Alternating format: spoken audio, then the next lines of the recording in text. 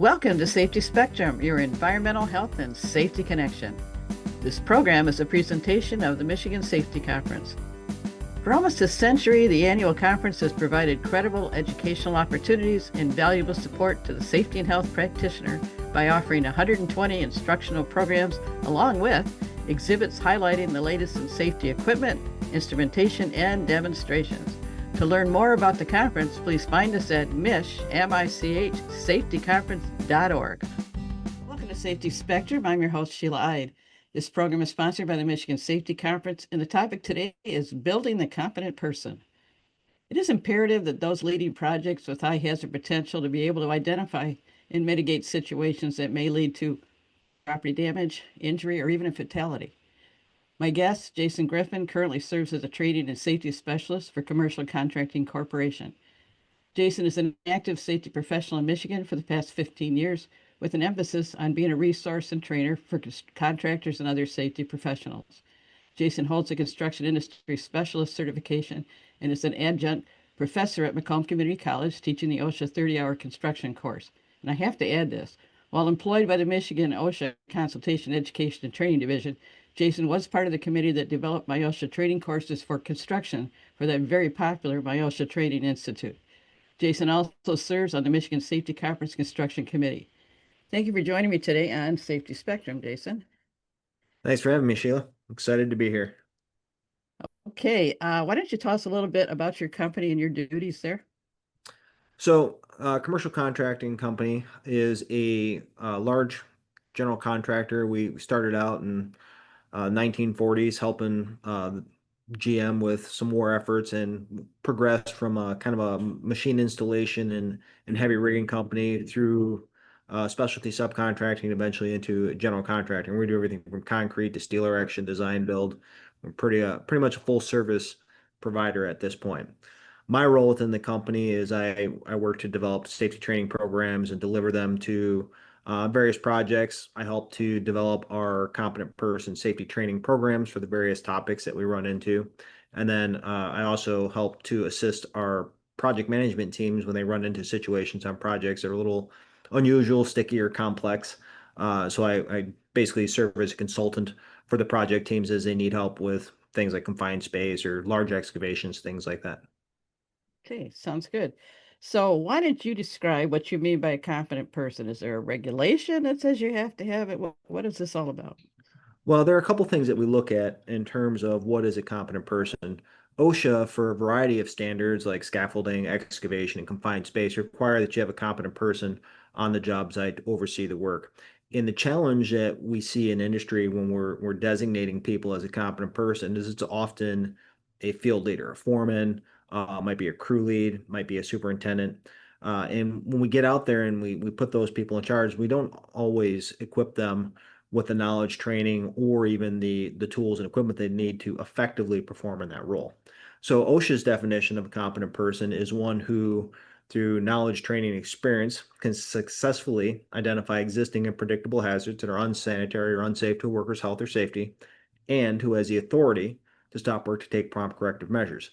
The challenge when we get out there in the field is we designate people as competent persons, and they don't always have true stop work authority. So they may be overridden by a superintendent if they're a foreman, or they may be a crew lead that then gets overridden by their direct foreman. So when you lose that ability to effectively stop the work, you lose that definition as a competent person. There's also the aspect of personal liability when we put people in charge of other people's lives and safety out there in a workplace if they don't do their due diligence, if they are pencil whipping documents or they're not effectively trained on what those processes are, and we just designate them as a competent person and put them in that role of responsibility, we're really setting them up for failure. Now, is their role more important than there's other people involved? Let me put this a different way. Working in utilities, a lot of times you've got a couple person crew or even one person going out. So does a competent person only be in charge when there's other people involved, or if you No, understand where not I'm coming always. So from? anytime that you have people at work on a project, so let's say I'm a general contractor. I don't have any employees performing work myself. I'm overseeing subcontractors and other folks that are on the job site, right? They're not my employees. the responsibility under the law would be that each employer have a competent person to oversee the safety of their employees who are performing specific operations. Under multi-employer, I would still have overall care and responsibility for work going on at the job site. So I would also have to be a competent person to verify that the conditions on my site were safe. And in some cases, contractually, we may have situations where, as a general contractor, maybe I'm providing the scaffolding that these other trades are going to be using for access.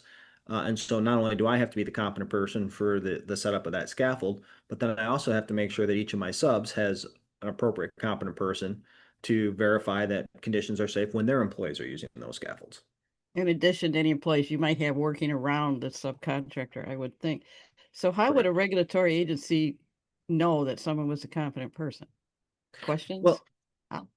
yeah, it comes down to the question and answer, right? So the investigative process, when you start talking to workers about whether or not they are knowledgeable about the conditions, right? So we can generally ask open-ended questions, things like describe your condition or describe how the scaffold was set up, or what are the processes that you're performing on the scaffold to kind of gauge an employee's level of knowledge when dealing with the situation. Then we can ask them direct questions like, who's the person responsible for overseeing the safety on the scaffold, right? Do we have tagging systems on the scaffold that somebody can look at and say, yeah, this is my person? In a lot of cases, the standards imply, not always specify, but imply that the workers out there in the field should know who their competent person is. If you're talking to an employee and you say, who's the person responsible for this? They should be able to direct to their foreman, maybe somebody else if it's a general contractor's employee that's overseeing safety, or maybe the excavation contractor in the case of an excavation. But somebody should know who's responsible for the given condition out there on the job site. Makes sense. So this may be a weird question, but does it only have to be when it's a high hazard, or do you always have to have a competent person there? No, not always, right? So we think of things that are hazardous situations like climbing a ladder, right? So we still have to have employees that are trained on how to climb a ladder. We still have to have foremen and leaders out there in the field who can recognize when those conditions are unsafe. And the obligation under the standard, just from a general duty standpoint, is that when we find unsafe conditions, we stop work to correct those conditions under general duty, right?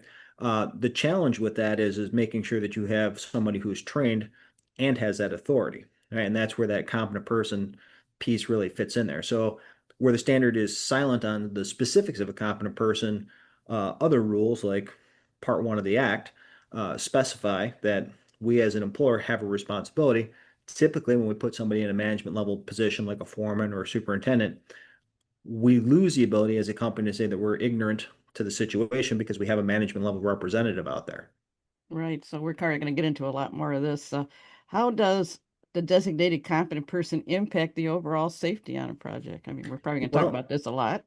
oh yeah, yeah. So as a leader, one of the things that we talk about in terms of developing people to the point of becoming a competent person is that on a project, your project will be as unsafe as your leaders allow it to be. So if you have a person that you've designated as a competent person, whether it be a foreman or other, who doesn't share the same level of interest in safety as, say, a safety manager would, right? You will have situations where they take shortcuts. They will allow certain conditions to occur. They may even use or allow the use of particular tools that would not otherwise be allowed for a particular operation. A real common tool that's used out there on construction sites are angle grinders. All right, they're a very dangerous tool if they're not used properly. And depending on what you have going on in the field, you may have supervisors out there who allow them to use the tool without the right types of guards because there are different guards depending on the discs that you're using. Right. And so if somebody isn't knowledgeable about that or knowledgeable about the setup, or for sake of production or cost, is just willing to allow something to get done because they have a schedule to meet, then you really don't have what we would call a competent person out there on the project because they've either failed to recognize that as an issue or they've willfully allowed it to be. And some of these tools require certifications and carrying paperwork that says that. In your experience, I know you work for Michigan OSHA and you run your own company and that. How often do you run into people saying, "Oh, at my company, I can stop the job whenever I think I'm unsafe"? I mean, is that really the norm, or is that just a fantasy of mine? It is no, it is. It's a situation that is pretty common, right? Where we get into organizations that say everybody has stop work authority on the job site, but the reality out in the field is not everybody truly has that authority. I'll give you an example, right? So maybe you work for a company as a safety professional, and your role out there in the field is to observe and identify unsafe conditions. And your responsibility is to report those unsafe conditions to the superintendent or to the project manager so that they can implement the work correction. So, for example, the argument would be like when the safety professional stops somebody and that superintendent or that farmer might say, well, those workers don't work for you, they work for me. So you don't have stop work authority. So when you get into those situations, you may be very knowledgeable, but because you lack the stop work authority, you're not the competent person. So Um, it's really important for companies to understand where stop work authority starts and stops out there in the field under practical conditions. Because blanket statements like everybody has the authority to stop work may be true, but they may not have the authority to get those prompt corrective measures. So we have to be careful when we label people as competent persons because they may not meet both sides of that definition. And I think every safety and health professional out there can relate to what you just said. Yes, you're in charge of safety, but oh my gosh, no, I can't stop that job. So you have to go to City Hall or whatever, to figure out how to get this stopped before somebody gets hurt. No, not that probably all of us have had a situation where we didn't care. We just stopped it and took the consequences of it. But it's part of the job, Absolutely. part of the excitement of the job, right? Right. Well, you deal with things like imminent danger where somebody's really likely to Absolutely. get hurt, and then you don't have the time to say, well, pause, I'm going to call somebody to try Yeah, to, exactly. you have to stop work and then deal with the back end of it. Yeah. As an employer, what things should I consider when designating a field leader? Which I think that's what you're saying. A lot of supervisors and forepeople are going to be the competent person. But what should I consider when I'm designating a competent person? So that's a great question. One of the things that is really important to look at is work experience. So a lot of times we'll send people to a competent person class or a training program. We'll say, okay, you've taken the class and you're now a competent person, right? Because you passed the class, whether it be a 15 question quiz or whatever the passing criteria is that that particular program is put into place. If it's an internal program, then your company will probably accept it. If you're sending them to a third party training, then people have to understand that those third party trainings don't address your specific work processes, your specific tools and equipment. So you haven't really trained those folks on those. You may have given them a general awareness, a high level awareness training, but you haven't dialed in the specifics. And that's where it can get challenging for people out there in the field. As a company, you have to look at the combination of the experience and the training. And when I say experience, not just their ability to perform the work, but also their skills as a leader, right? When you're looking at historical data, how many violations or unsafe conditions do you observe when you're on a particular leader's job site? Is it somebody that has a history within the company of maybe skirting the rules, right? Or is it somebody that you know is going to hold the line and do what they're supposed to do as a leader? And those are important.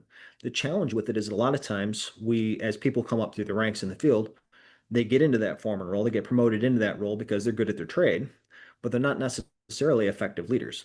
And so, in addition to the safety related training, things like leadership training programs, and I'll use CPWR's Foundations of Safety Leadership as an example because it's a great program to really highlight and emphasize the need that workers have for that kind of professional development to help them become better leaders, to help them understand the risks and the responsibilities associated with that role.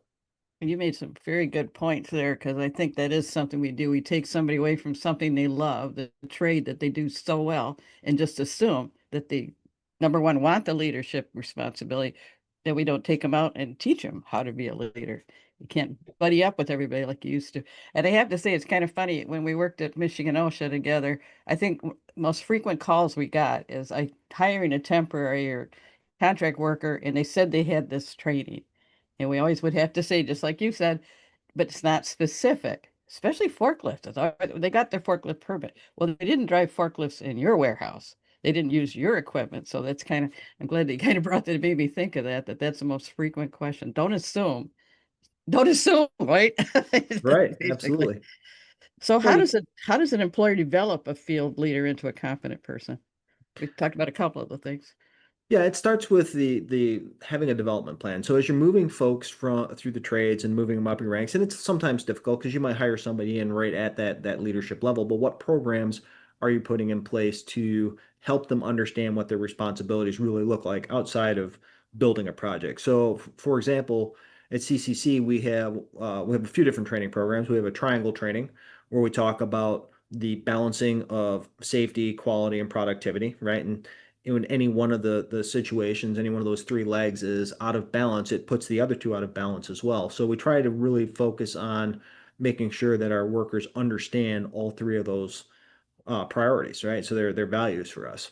The other piece to that is we have what we call our Safety 102 program, which is an implementation program.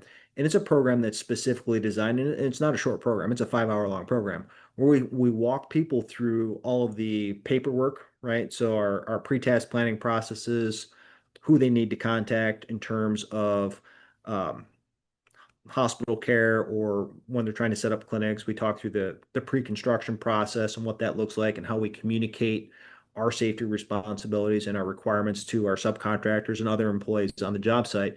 And we bring them in as leaders, and we really emphasize the fact that as a field leader, when you move into these roles, you're responsible for assuring that these things are happening. And when they don't, this reflects on your performance as a leader beyond just the did I bring the project in on time and under budget. But those are major concerns as well, because management, upper management still wants to see that thing happen. But Absolutely. so what kind of things do we tell management if we are running behind because of a safety issue? Well, a lot of times it's just best to be upfront and to bring we're getting into a project where you have large safety concerns, it's really important to bring them in early in the process. Depending on the nature of the hazard, you may be dealing with something like a gas leak on a project, whether a natural or man-made source, right? And so, there may be risks to the public. So things like, do you have a crisis response plan? Do you have, do you need your legal support when you're dealing with an owner or a owner's agent who's not willing to support a particular instance or is trying to push a project forward when you have outstanding safety concerns that need to be addressed. So getting the right folks involved early is an important step of the process. And it's been my experience in the field that a lot of times there's kind of this mentality of what happens on a project stays on a project, and people don't want to bring in people from the office very often. And it's a challenging concept to get past, but if people engage as a team, you can get a lot more accomplished. But you kind of have to get over that. Is it going to make me look bad as a project manager or as a superintendent that we're having this issue when it may not be any fault of their own, but it is something that has to be addressed? Well, unless you're self-insured, I would think the insurance covering your workers' comp would also be of assistance in that kind of thing, in Absolutely. inspecting and seeing certain things you have to have in place. Some of the programs you mentioned at your company, are those shareable? Are you open to? No, they're proprietary, but the concepts are pretty universal. So things like pre-task planning, making sure that you have emergency action plans in place and who's responsible and when.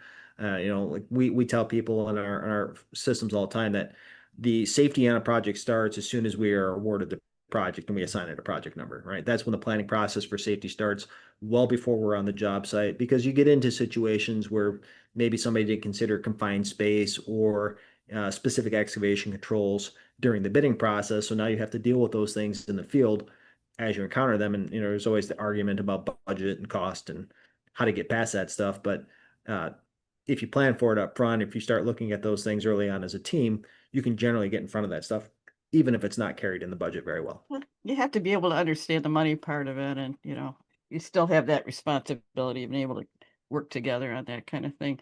You worked recently on a project near me at the sewer plant, the expansion of the sewer plant for Delta Township. So, what was your role during that? So I was a site safety professional. I was the person on site that was responsible for general safety on the job site. I represented the general contractor, right, as employee of Commercial Contractor Corporation. We were the GC on that project. So I had overall responsibility for what was going on the site. And I spent a lot of time working with our subcontractors to help them understand safety responsibilities there on the job site. You have an opportunity, and this is where we kind of get into the leadership role. You really have an opportunity in that role to be the safety cop or to be a safety mentor. And I always tried to take the educational approach because one of our values and processes that we deal with safety at CCC is making the determination whether or not a safety concern is a result of a system problem or if it's an individual problem. So we try not to discipline when there are conditions, whether it be a failure of our systems, a failure of a safety policy or in clarity that we didn't make clear what a specific requirement was, we don't try to discipline people for things that we consider to be system problems. We address the Right. system problem, we educate to what the problem was, we talk about what those corrective actions need to be, and then down the road, once we've clarified what those positions are, if we need to go down the road of disciplinary action, then that's what'll happen. But for the most part, we can have an open dialogue with folks, and it generally will result in a safer work site. But that takes that leadership quality, and you have to be able to communicate what those expectations are and how we go about achieving them. If you just tell somebody, "Hey, you need to do this," and give no direction, then you get what you get. You get what you get. Yeah. Don't you say like the majority? I can't remember the percentages are system failures, aren't they? Yeah, You large. can't always, especially in construction, you can't always predict the weather or something, a lot of stuff happens quickly. Right. Well, and a lot of times, large corporations will tell, subcontractors, hey, you need to follow our safety programs. But then they don't want to train those subcontractors in those programs because there's liability involved with training your subcontractors. And so then there's this expectation that they're just going to magically understand all of your processes and procedures and paperwork on day one. And that's Until just the fit hits unrealistic the shan, expectation. right? And something bad happens, and then everybody's That's right. pointing at somebody else, which is unfortunate. Absolutely. We all own it. So you have the ability to shut down the job, right? I had the ability to make the call to get corrections, right? Oh, So okay, that's a I better way was to put it. basically the Always got to be consultant for the diplomatic. site. I got it. Okay. We've talked a little bit about it, but what are some of the disadvantages of being designated as a competent person? Well, there's liability involved, right? So people have to understand that when you direct workers to do something that's unsafe or you fail to take actions to correct things that are unsafe, it can result in not only liability from the to the company, but there's also potential for personal liability, especially where there is evidence of negligence. So when you get into negligence, if somebody gets seriously injured or killed, not only are your regulatory agencies from a safety standpoint, my OSHA, depending on your jurisdiction that you're working in, do those investigations, but you may also have police investigations as well. And in cases where the police determine that there's negligence, you may get the attorney general involved looking at that case to determine whether or not they're going to pursue personal liability against a officer of the company, or in some cases, that competent person, if that competent person is found to have willfully um, ignored safety practices and put somebody at risk intentionally. Yeah, I mean, it doesn't happen that often. I mean, I think, but I know I've had situations as a safety professional where bad accident, you spend weeks training and working with people, and they still just kind of have an off moment, right? And then you have to defend everything that you did. So, so things Absolutely. happen. Things I like to happen. pull in case studies. So, and not case studies like I use my face periodically, but there's a lot of information out there that you can find ripped right from the headlines. So, as an example, in 2016 in Boston, Maryland, there was a trench fatality where two people lost their lives. And being a safety professional and having my YouTube page populated with all things safety related, I happened to see this pretty powerful video where they were interviewing the person who had tried to facilitate the rescue and was unable to do so successfully. And so, as a part of that, it opened me up to looking further into that particular contractor's history of that case. And what I found was a series of videos that spanned 3 years from start to finish, where there was a reporter in the audience or in the crowd the day that the incident happened, all the way up to the owner of that company being found guilty of 2 counts of manslaughter and witness tampering.